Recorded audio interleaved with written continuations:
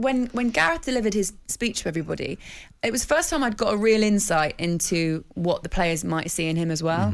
And I was like, wow, that blew me away, and it was inspiring. But you're right, it also gave you an insight into us lot sitting here as armchair managers trying to tell the England boss what to do. He's got the most difficult job, hasn't he? How do you navigate that? I mean, he just talked us through basically what it's like to be the England manager, the highs, the lows, the journey he's been on over recent years. And he's so grounded and so humble. It's quite incredible, really. He's such a credit to English football, I think. I asked him a question, and I sort of, it was a bit tongue-in-cheek because I knew that he wasn't going to answer it. And it was, are you still, basically the question was, in a roundabout way, is there still a little bit of space for anybody to join this team, or has he made his mind up? And I was hinting towards James Maddison, because as we were sat there at this dinner, we were watching the goals flying in, 2 from Maddison, an assist from Maddison as well, and a 4-0 win of your former team, which of course we'll get to. Yeah.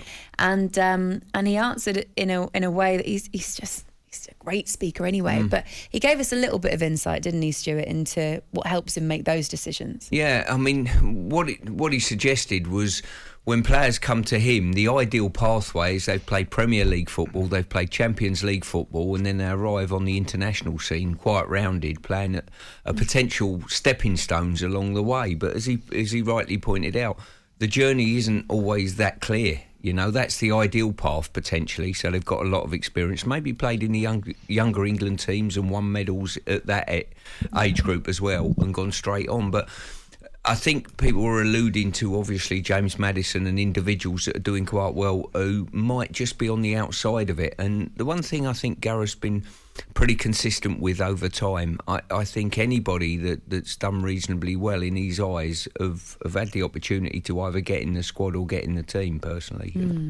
Yes, it's one of these things, mate, and we all know it. No matter what squad Gareth picks in a couple of weeks, you can guarantee it, mate. And I'll be as guilty of it as the next broadcaster.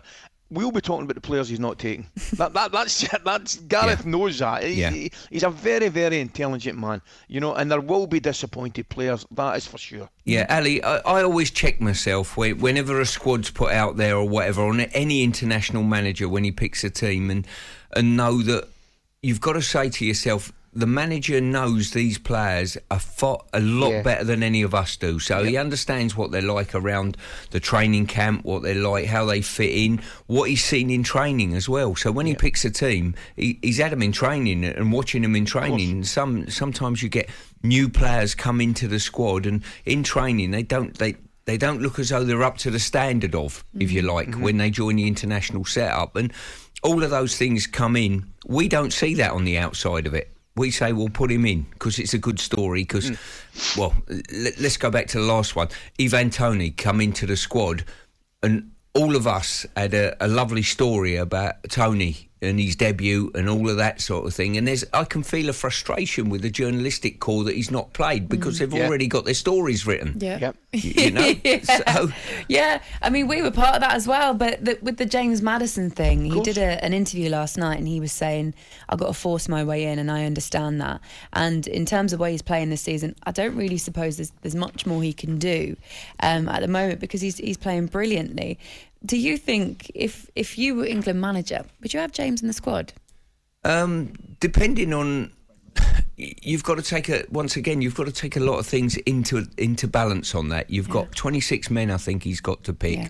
You take the goalkeepers out of that, then the balance between defenders, midfield players and whatever, then defenders that can play maybe 1 or 2 positions come into the mix. How many players have you got in those advanced areas? In those advanced areas, we're looking at Sterling, Foden, Mount. Do you have to leave one of them out?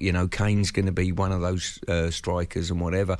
Just depends. And to be honest with you, why it seems, and you mentioned last night, it's a very short turnaround between now and the World Cup in weeks. In matches, it isn't. There's a lot of games to be played in there and a lot of injuries to be had. So, Gareth, I know, will be crossing his fingers when we get closer to that November time. Yeah, that Premier League season runs right the way up to the week before the World Cup starts. So you're right, there could be movers and shakers enforced. Yeah. talkSPORT Breakfast with Laura Woods. Monday to Wednesday mornings 6 till 10. On AM, on DAB, via the talkSPORT app and on your smart speaker. talkSPORT.